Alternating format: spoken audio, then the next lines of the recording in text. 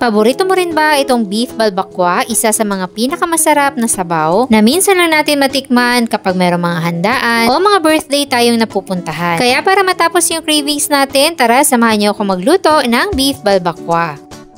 Gagamit tayo dito ng balat ng beef, pre-boiled na to na nabili namin sa palengke. Pero matigas pa to kaya palalambutin lang muna natin at naglalagay kami dito ng laman. Isa-slice lang muna natin yung balat ng baka according sa gusto nyong sukat. Okay na sa amin yung ganito kalaki, yung bite-sized pieces lang.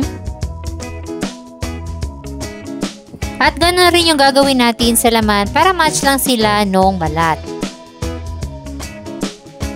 So ready na itong ating beef skin at meat. Ang gagawin natin ay iba-brown lang muna natin yung meat. Mas masarap kasi yung lasa ng sabaw kapag na-brown natin yung beef.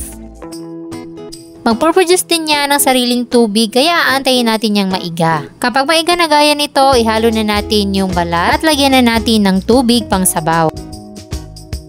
Tapos scrape natin yung mga toasted flavors na dumikit dyan sa kawali. Titimplahan lang natin yan ng konting asin at black pepper. Then, papakuluan lang natin yan ng 1 hanggang 2 oras o hanggang sa lumambot na yung skin. At kung meron kayong pressure cooker, 45 minutes lang para mas mabilis. Then, i-check na natin kung malambot na ba. At kung nakikita nyo naman, malambot na, so ihiwalay lang muna natin yung laman sa sabaw. Then sa isang kawali, maglalagay tayo ng atswete seeds dito sa mantika sa mahinang apoy lang. I-extract natin yung kanyang kulay. Ito yung magbibigay ng kulay orange dun sa ating sabaw. After nyan, pwede na tayo mag-isa ng luya. Isunod natin yung sibuyas. Then yung ating minced na bawang.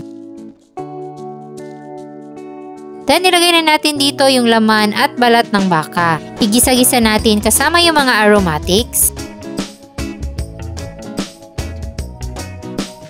Then, maglalagay tayo ng konting tomato paste at patis pampalasa.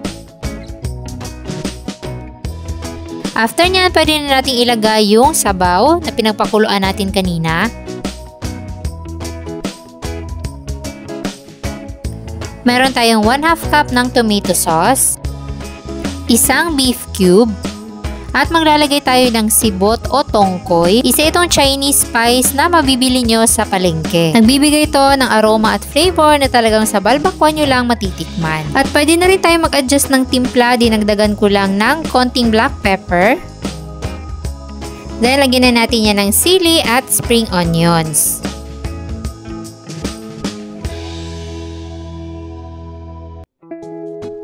At ayan, ready to serve na at ready to eat na ang ating napakasarap, mainit na sabaw na beef balbakwa. Sino ba naman ang hindi matatakam sa ganitong sabaw na pwede mo pang partneran ng patis at sili? Naku, perfect combo talaga. At syempre, napakasarap nito sa kanin.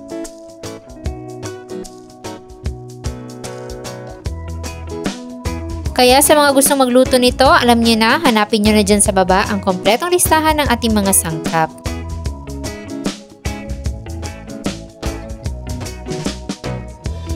Sana'y nagustuhan nyo ang ating balbakwa recipe for today. Enjoy!